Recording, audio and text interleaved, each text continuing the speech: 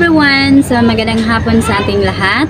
So, bago tayo magsimula sa ating intro, nais ko muna i-shout out ang mga staff sa Zanorte Medical Center. Sina Ma'am Ria Pocolan, Ma'am Inday Abilion, Sir R.G. Samoras, Ma'am Nova Baranding, Ma'am Ana Rose Abang, Ma'am Janessa Solomon, Ma'am Marimar Crucio, Ma'am Ira Agulong, Sir Kini J. Nasila, Ma'am Cheryl Ler Casanes, Ma'am Madeline Aripal, Sir Julius Rundun, Ma'am Christiani Dilola, Sir J. Bert Sumingkang, at kay Ma'am Jen May, Clinical Instructor ng ABC Campus. So, mega shoutout sa inyong mga ma'am and sir. So, maraming salamat sa inyong suporta sa aming vlog sa Carigs Agri Diary. So, sila yung mga supporters natin mga guys na nagpa-shoutout sa ating vlog for today. So, thank you very much talaga sa inyo mga ma'am and sir.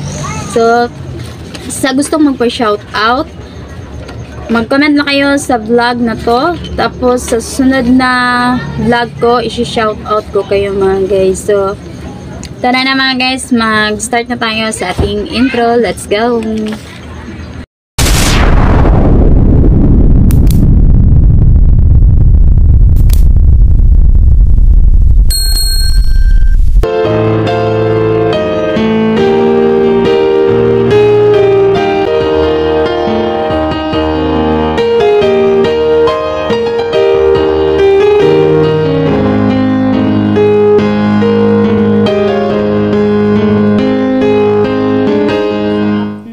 So, yung nakuha naming mga guys, yung saging na nakuha namin dun sa bukid. So, nahinog na siya mga guys. So, ngayon, namin yun, isuroy namin dito mga guys. So, tara mga guys, samahan nyo kami sa paglibot-libot dito mga guys. So, baka merong bibili sa ating hinog na saging at makabili tayo ng ulam. At meron na palang nag-order sa amin ng 2 sipi ng saging ng tundan. So, mauubos yun ngayon mga guys. Kunti lang man yun. So, tara. Dito kami dadaan mga guys. Tara, samahan nyo kami.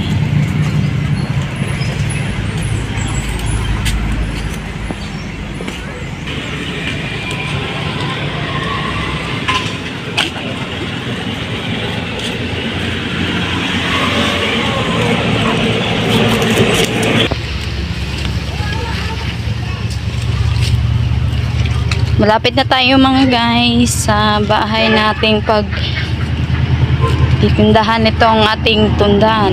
Dito na tayo. Ayun. Dayon! So, nandito na tayo mga guys. Ilan na siya di? Ilan ni? 50. 50. Salamat kayo! Salamat ate! Pagkatapos namin doon sa isang bahay, dito na naman kami mga guys ulit sa aming isang customer. At sa pagdating namin dito sa aming bahay mga guys, galing nagsuroy ng aming mga saging. At sa awa ng Diyos, naubos lahat ng aming saging. So makakabili kami mamaya. So ngayon hindi muna kami makapunta sa merkado dahil kitang-kita nyo mga guys na malakas yung ulan. At saka, ayan ito yung problema namin pag umuulan mga guys. Kasi butas yung yero namin. So napakalaking butas ng yero kasi namin. Kasi yung pusa dito, maakyat sa ibabaw. Yung bulok na kasi yung namin yero, ayun, napakan ng mga pusa, ayun, nabutas. So ito nangyari sa aming yero. Ayan, nilagyan na lang ng asawa ko ng trapal para hindi masyadong lumakas yung bagsak ng tubig dito sa aming kusina mga guys. Basang-basa talaga. So hindi ako makakasaing nito ng tanghalian namin. Buti na lang meron pang natitirang kanin. So mamaya na lang kami magsaing. Tatapusin ko tong malinis mamaya. Bago ko to linisin, titigil muna tong ulan dahil pabalik-balik naman ako maglilinis to paglinisan ko. Ayan, antayin lang namin yung minto yung ulan. Ayan, pagsamantala muna itong trapal para hindi lalong lakas yung bagsak ng tubig. Sobrang laki kasi ng butas mga guys. So parang butas ng kabo mga guys, yung kabo. Yung butas ng kabo, ganun kalaki yung butas sa yero namin. Walang hiya kasi yung pusa na yun, ba't hinapakan yung yero. So, ngayon mga guys, natapos ko na ang paglilinis dun sa aming bahay kanina. So, napakalakas ng ulan. So, nakabili na din kami ng baboy sa halagang 100 pesos sa halin namin ng aming saging mga guys kanina. So, sa sobrang hirap natin na mga guys, so kakayanan natin to, laban tayo rito, go go go lang tayo mga guys. So pati din kayo mga guys, kung gaya kayo sa akin, so ganito lang yung gawin nyo mga guys, diskarte lang tayo. Kung meron kayong bakante dyan or wala kayong lupang pagtatamnan, pwede naman magtanim sa pat mga guys. Soon ganun din ang gagawin ko, dahil dito kukunin na to, gagamitin dito. So ganun ang gagawin ko mga guys, para makabenta din kami, dahil ito lang yung idea na naisipan ko mga guys pag wala na tong pagtatamnan namin. So ayun, dito nakakuha ako ng libre na mga gulay, di ba? Napaka tipid na sa atin mga guys na meron tayong tanim. Talagang pag mag-discarte tayo, hindi talaga tayo mawawala ng pang-ulam. Kapag marunong lang tayong dumiskarte sa buhay mga guys, ayun, iniisip ko kasi yung anong pwedeng pagkukunan namin ng ulam hanggat matagal yung sweldo, sahod ng asawa ko. Ayan, ito yung naisipan namin, kaya nakakatulong din ito mga guys sa amin na pang-ulam araw-araw, makabili ng isda o ano pa, mga bitsin, mga kailangan ng mga bata. So kahit konti, nakatulong din sa amin. So ito na yung nakukuha namin mga guys. Sinuhugasan ko yung mga gulay para makapag-start na tayo sa ating lulutuin na tinulang baboy. Tinulang baboy na maraming sahog. Ayan, napakasarap yan mga guys. So ito na yung nakuha natin kaninang mga gulay mga guys dun sa ating garden. Ayan, nakakuha tayo ng ilang piraso ng sitaw. Kasi paano na yun, mamatay na yun patungo mga guys yung sitaw natin. So itong mga talong mga guys, nakuha ko dun sa kabila. Ayan yung nakukuha ko, madami pa din yung nakukuha namin doon. So ayan. So ang gagawin natin ngayon, so nakalimutan ko, nakukuha din tayo ng lemongrass or tanlad, at saka itong tawag to kangkong. So ito mga guys, iyanon kami kanina ng sa halagang 100 pesos ng karning baboy. Ayan, mag-ano tayo ngayon mga guys, gagawa tayo ng ulam namin. Wala kaming ibang halo kundi ang kangkong na galing sa aming garden, at saka itong mga talong. Ayan, mag-start na tayong pitasin natin yung mga dahon ng kangkong. I-separate natin yung stem. So ito lang, uunahin natin yung kanyang dahon at tayo ay magsimula na. So kanina basang-basa talaga yung aming saingan dito mga guys.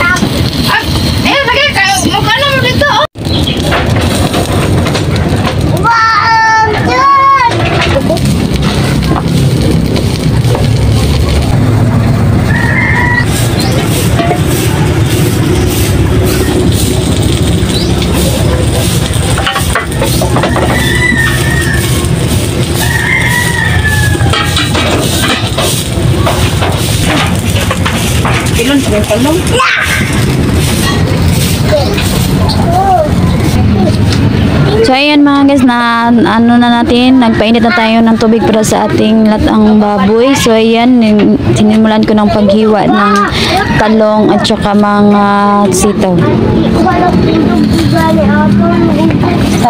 Yan naman kan ko anda, food ba?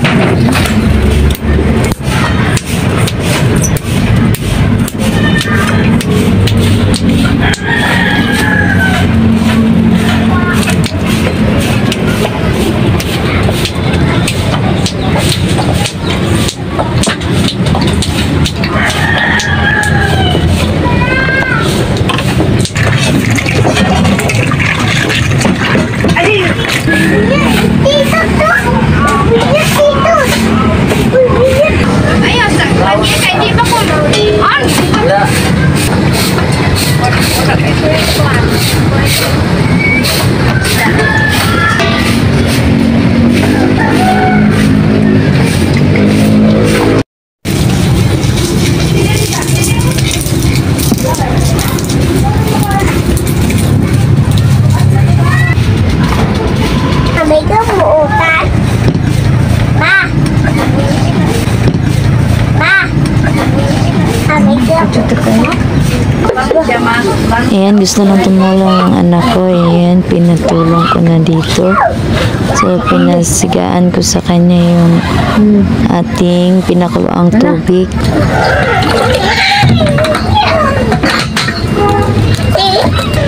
So, ayan mga guys, hiniwa-hiwa ko na yung karning baboy. Iba nito at adubuhin ko mga guys para meron na naman kaming matitirang ulam pagkabukas mga guys. So, hindi naman maubos namin to ngayong gabi dahil 3 lang kaming kumakain dito. Saka maliit pa naman yung mga anak ko. So, magtira kami dito ng ilang peraso para adubuhin para meron kaming maulam bukas.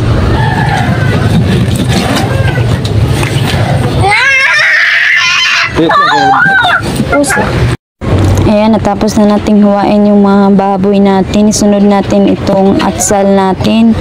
Ito lang yung panakot namin sa aming tinulang baboy mga guys dahil wala na kaming pera pambili pang ibang laman. So, basta na lang ito mga guys. Makakain kami ng ulam namin para sa hapunan. So, ayan, nilagyan ko na lang ng atsal at saka yung yung tanlad. So, ito na yung ingredients natin mga guys. Ang ating mga isasahog sa ating ulang baboy. Ayan. So, ako na nag-invento dyan mga guys. So, dinamihan ko na ng gulay para makakain kami ng maraming gulay para sarap-sarap ang kain. So, sumukumukulo na yung ating tubig na pinainit at ilagay na natin yung baboy natin para ito ay lataan natin ng ilang minuto. Atin tong palambutin na malambot talaga mga guys para masarap yung kain. Tsaka pagkatapos nito ay na natin yung kasunod ng mga gulay mga guys. Takpan na natin ulit.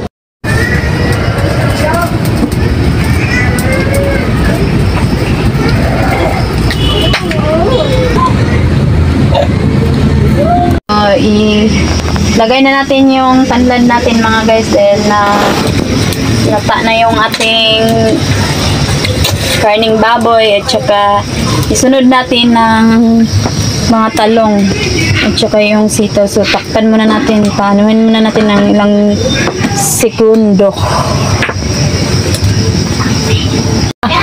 So ito na mga guys, lagyan natin yung mga talong at sitaw at saka okra. So mix na to. So yung stem ng kangkong. Ayan. Magantay na naman tayo ulit ng ilang minuto para lumambot yung ating mga talong. Tsaka natin isunod yung mga dahon niya.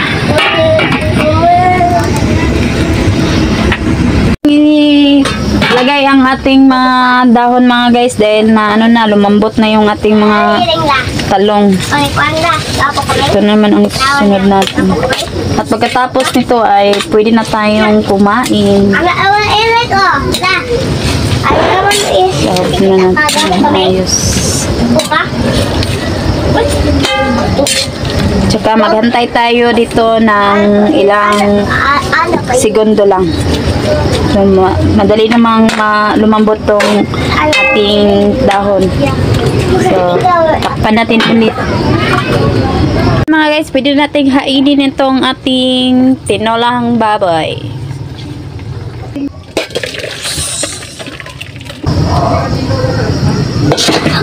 So, ayan. So, ito na yung ating napakasarap na nilatang baboy. Ayan ang aming simpleng luto dito sa aming probinsya. So, kain na tayo mga guys. Ayan mga guys, kain na tayo sa luto ng ating baboy na ginawa nating anong tawag to, tinulang baboy na to mga guys. So ito lang ang aming ulam ngayon mga guys, ngayong gabi. At saka ako na din nag-invento niyan mga guys. So hinaluan ko talaga ng maraming gulay para masarap-sarap yung kain naman natin dahil masarap talaga ang gulay. So ayun, hanggang dito na lang ang aming vlog for this night pala, kay gabi na pala. So hanggang dito na lang mga guys. So see you next vlog. Hanggang sa muli na naman. Ingat kayo and God bless. Bye.